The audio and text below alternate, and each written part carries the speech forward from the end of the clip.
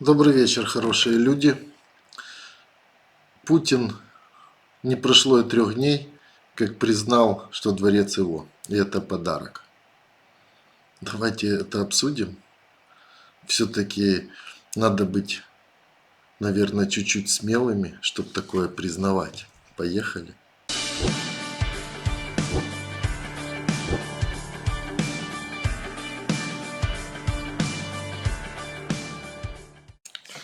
Добрый вечер, дорогие друзья. 2 дня мы с вами смотрели, как в России пытались выгородить диктатора, что самая большая взятка в мире в 1 миллиард долларов с этим дворцом — это не его.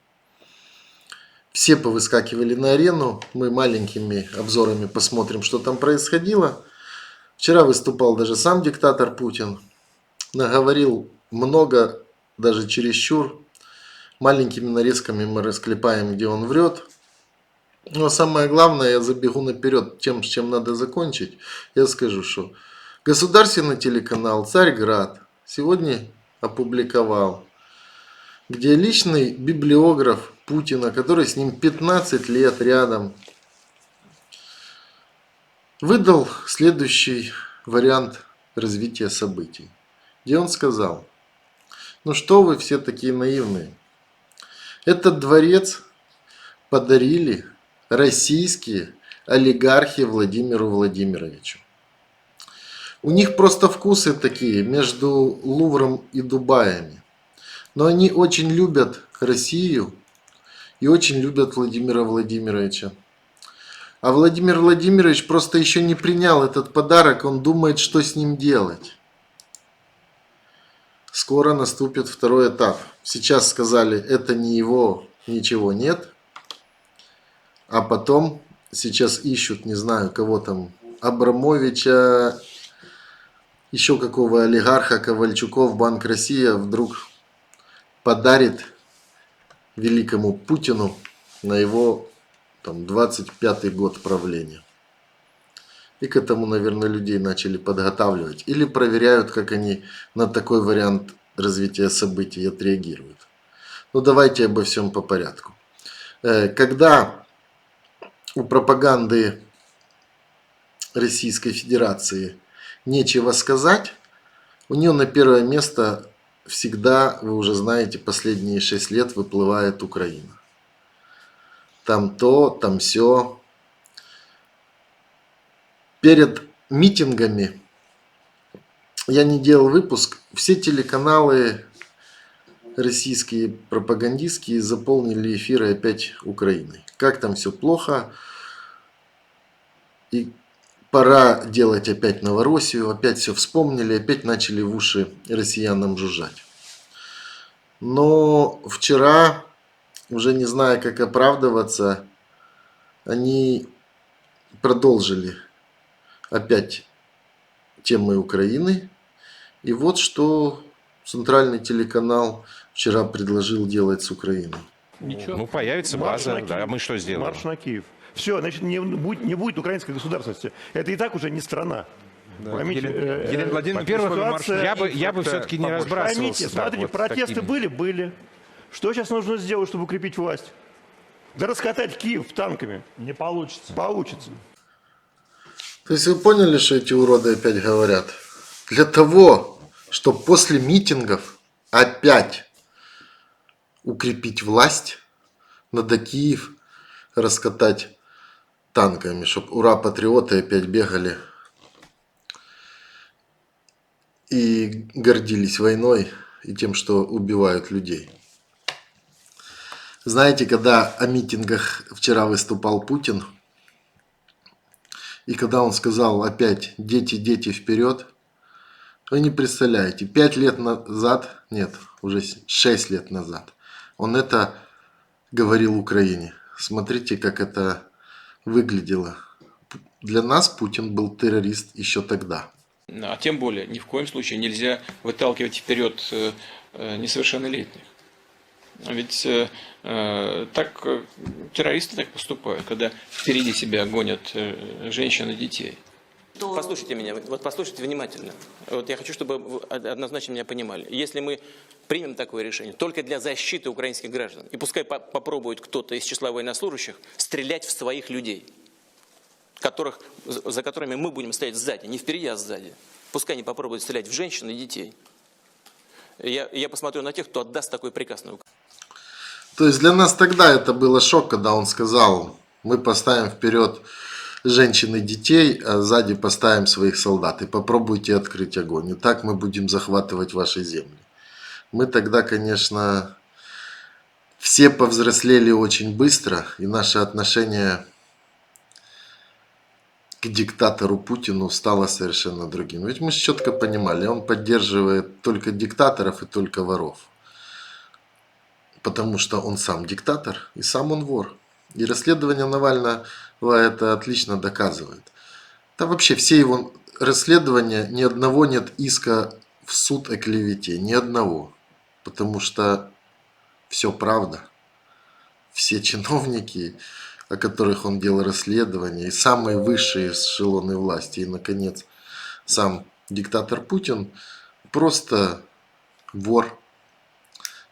Только в суперзаконе Российской Федерации, и который имеет не тайных своей бригады криминала, а свою Росгвардию, свою полицию, которой щедро платит, дает точно так же грабить граждан и чувствует себя на троне хорошо. При этом очень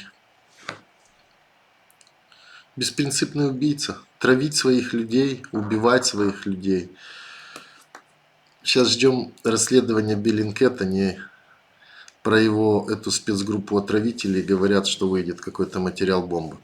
Но давайте вернемся. Что же нам рассказывал знаменитый Киселев? Какой Путин хороший? Самому Путину по жизни роскошь как таковая не нужна. Для него это не круто. Ему точно некогда играть в машинки, сидеть в домашнем казино и курить кальян. Путин вообще не курит. А отдых для него другое. То есть, как мы опять опровергаем, что это не его? Ему просто неинтересно все. А то, что все указывает, что это бесполетная зона, может быть только для дачи одного человека. Свой там переход. По морю рядом нельзя плавать. Это дом культуры.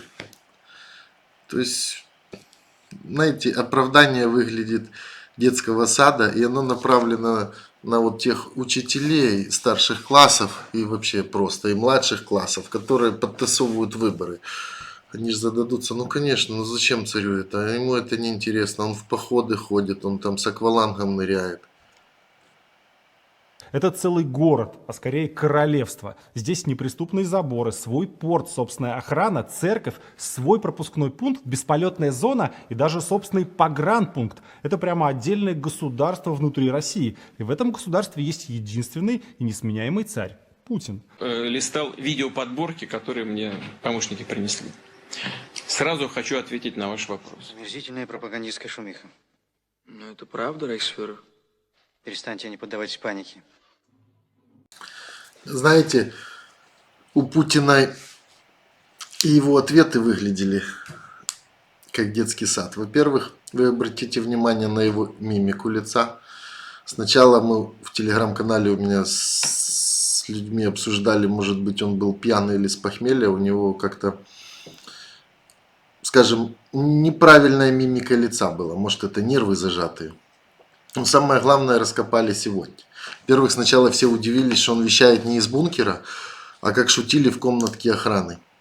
И сегодня раскопали кадр боковой, где оказывается, смотрите, сзади за ним мы видим остановку и березки. А вы посмотрите наверх. Это 6-метровый забор, где все эти картинки нарисованы. Для ТВ-картинки, что он где-то там сидит, работает, вещает. То есть он опять в бункере.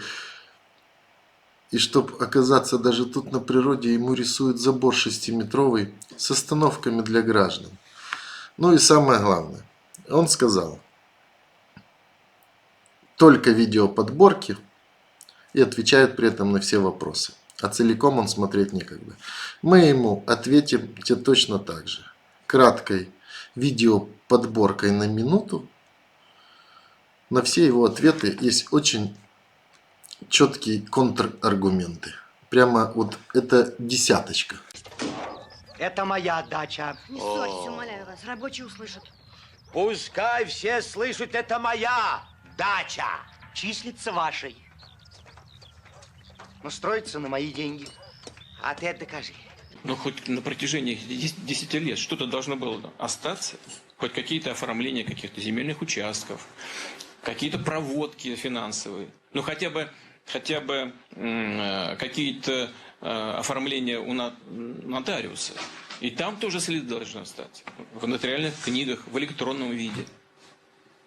Вместо всего этого что?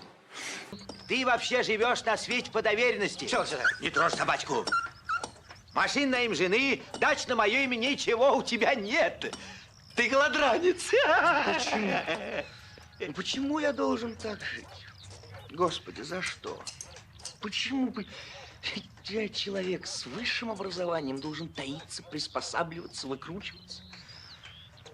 Почему я не могу жить свободно, открыто? Ой, когда все это кончится? Никогда. А что ты вообще имеешь в виду? Сразу хочу ответить на ваш вопрос. Ничего из того, что там указано в качестве моей собственности, ни мне, ни моим близким родственникам не принадлежит и никогда не принадлежало. Никогда. Что с тобой? Меня застукали. Я погиб, ко мне приходил следователь. Тебя посадят, а ты не воруй. Семен Васильевич, вы же у меня в доме. Твой дом тюрьма. Папа, твои казарменные шутки сегодня неуместны. Инга, что делать? Что делать, Инга, что делать? Сухари сушить. Но это не мое совсем. Это просто дом культуры для обычных россиян. И Путин уж точно не увлечен туалетным ёршиком. Он человек совершенно другого масштаба. Как-то раз один мужик приплыл на лодке в Геленджик. Хотел к берегу пристать, а ему кричат: «Ядрёна мать, отъезжай на милю, покуда не прибили. И вообще, какого хера? Это пристань для галеры. На ней без водки и без баб, не разгибаясь, пашет раб. 20 лет уже поди, еще 15 впереди». Понимаете, ничего они не могут сказать, кроме «деды воевали, а если вы нас отстраните от власти, то все, апокалипсис наступает». И из них никто не думает, что с ними может физиологически что-то произойти, так природа устроена. И что тогда, не будет существовать ни России, ни Беларуси? Значит, на самом деле плохие менеджеры. Друзья, пока эти уроды мучают свой народ, а Путин еще все ближайшие страны, мир идет вперед, и технологии идут вперед. И пока эти уроды у власти, все будет стоять на месте, и всем будет тяжело. Вот я бы хотел закончить выпуск на том, как Apple вчера презентовала свой автомобиль. Может быть, это будет прорыв, как и с айфоном. Посмотрите на это, не знаю, чудо техники.